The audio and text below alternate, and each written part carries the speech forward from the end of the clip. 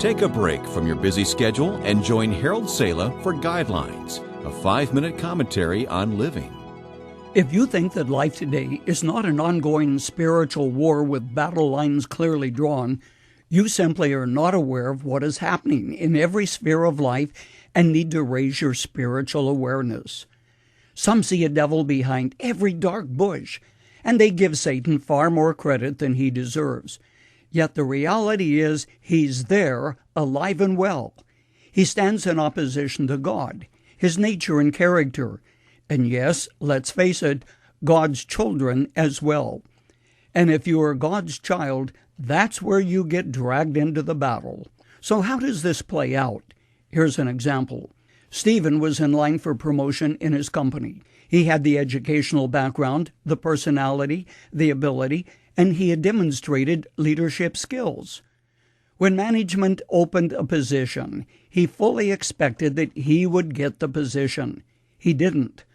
An individual known for his bawdy stories and his taste for alcohol, who often came to work with a hangover, got the job. An insider told him, "Stephen, management doesn't like the fact you won't party with the guys. I guess your Christianity got in the way." With Paul, he could say, "Satan, stop me." Exhibit number 2. I will never forget when we were doing a renovation on our Guidelines building. An architect had designed the changes which had been approved by the city, and we got a building permit.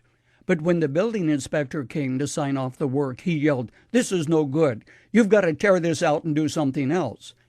I said, "This is built according to specifications approved by the building department." Then, apparently knowing who I was, he turned red in the face and exploded, "You blankety-blank Christians!" Whoa, I thought as he wrote a stop work order.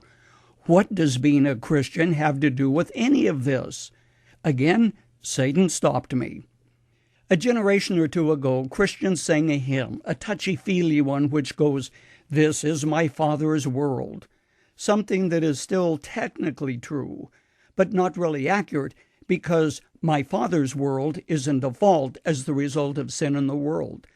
And until Christ comes to redeem it, Satan masquerades as an angel of light. Paul described him as the prince of the power of the air, the spirit that is now at work in the sons of disobedience. So how much power does he really have? And what can I do when I feel that he has stopped me dead in my tracks? Good question. First, he can do nothing which a sovereign God does not allow, and he is not all-powerful as God is. And furthermore, his time is fast running out. Writing the book of Revelation, John said, "The devil has gone down to you. He is filled with fury because he knows that his time is short." Seeing the developments of the past century and the rapid flow of world events as we approach the end of the age, it's only reasonable to believe that Satan has intensified his efforts to wreak havoc in our world, and especially in the lives of God's children, because he knows his doom is sealed.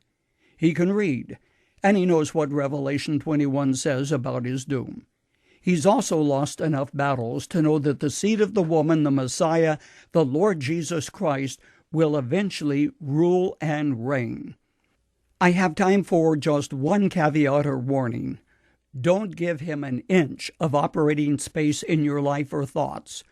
Writing to the Corinthians, Paul warned that we must be on guard in his words, so that Satan will not outsmart us, for we are familiar with his evil schemes. But never forget, his ultimate doom is certain.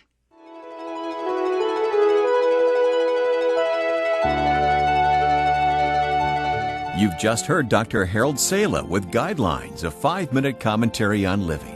If you would like to listen to the program again, download a copy, subscribe to our e-commentary, or view other resources, visit guidelines.org. We would like to hear from you too. You can email us at info@guidelines.org. That's info@guidelines.org. Thanks for listening, and we invite you to join us again for the next edition of Guidelines.